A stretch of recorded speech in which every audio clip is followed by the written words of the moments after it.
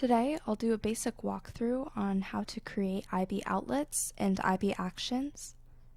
So the first thing I'm going to do is go to the View controller and split the editor pane in half, and then access the main storyboard on one of the editor panes, and then I can zoom out so that I can see the entire thing, and I'm just gonna move this, and basically I will drag a label, a button, and a text field onto the main storyboard. And I can begin to create my IBOutlets.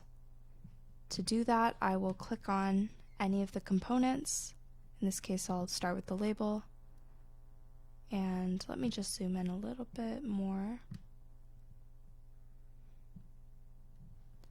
And I will control click and drag, or you can shift click and drag right above the IBOutlets function and call it something like my new label with the type UI label and its storage to be strong, and I will click connect. Then I click the text field and do the same thing, so control click drag and put it right above the IBOutlets function and right below the my new label function, and I'm going to call it my text field and have it be the type UI text field and its storage strong, and I'll click connect. And as you can see, 2 IBOutlets were created. So then I'm going to edit my IBOutlets function to alter the appearance of both my items just a little bit. So I'll do my new label.text, which will change the label's text to something like this will change, since the program will have it change. And then I will set my text field dot placeholder, which is basically the text that appears before the user enters anything. So I'll have it say enter text here so it's obvious.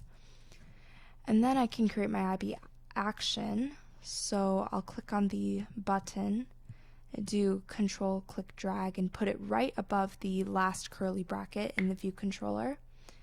And I'm going to name it do button new with the type being any. It could also be a UI button, but I'll just do any. And its event will be touch up inside, which basically means to click it, and its argument will be sender. And I'll click it and connect it, and then I can put whatever I want in this function.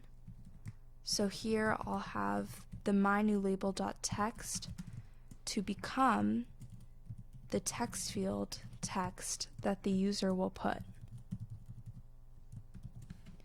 And what this means is that the user will type in the text field and finally click the button, and whatever they click will, or whatever they type and click the button for, that text will appear as the label text.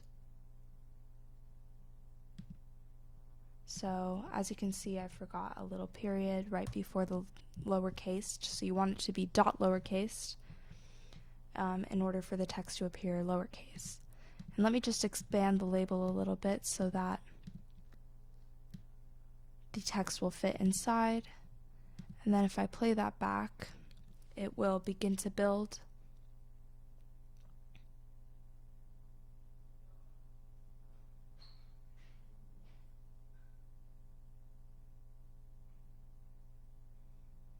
And the components should begin to appear on the screen, and I can put whatever text I want. So I'm just going to write change to demonstrate that the text will change. And then I'll click the button and the label should change. And just like we thought, it now says changed, and our program worked.